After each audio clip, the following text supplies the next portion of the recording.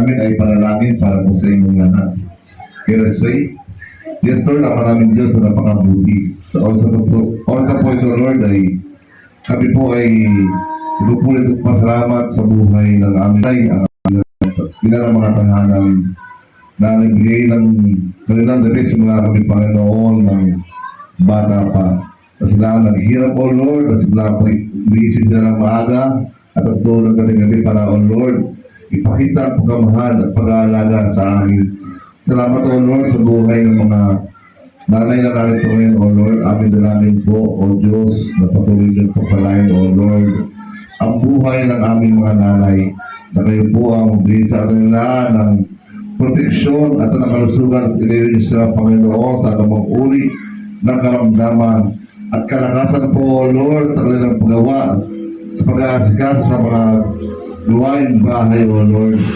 Maging sa mga prayers, O Lord, amin dalangin po, Lord, na hindi po bigyan ng kanilang mga prayers at sila po, Panginoon, pagkaluwagan din po kami, Panginoon. Sila, Panginoon, ng mga bait at pasunuri mga anak, at sila po, Panginoon, ay magkaroon ng respeto at ang mga bawat mga asawa rin po, Panginoon, ay magpakita ng pagmamahal at sa Panginoon. Po ang bawat sa kanila ng masaya at matibay na pamilya na patuloy niyo po ang ginagabayan. Salamat po, Diyos, kaya patuloy mag-bless sa kanila physically, financially and spiritually, Panginoon. Silang Panginoon ay pagkalooban po, Panginoon, na mahaba po, O Lord, ng buhay at kalakasan sa bawat sa amin, O Lord.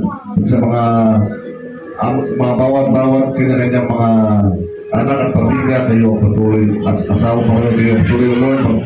Paala rin, O Lord, sila po, Panginoon, ay ma-appreciate po, Panginoon, na ang ginagawa po ng sakripisyo ng mga bawat namin pa, Panginoon. Salamat po, Diyos. Mapunta sa sa pangalan ni Jesus.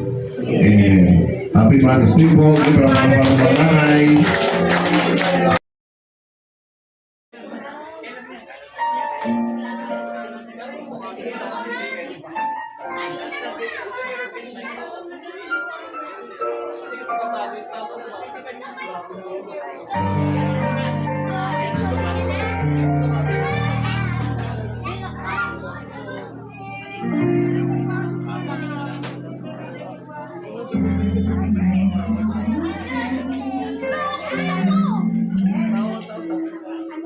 Habang po kayo kumakain,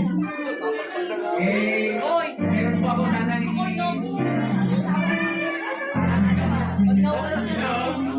habang po kayo isip kumakain, meron po sana akong papakiusap sa inyo. Sa May 25, birthday po ng ating kapatid, si Sister Susan Tagulinay. So, hindi po tayo dito kakain. Hindi ko ba? Akala ko sa McDonald's. Kaya ni Roger.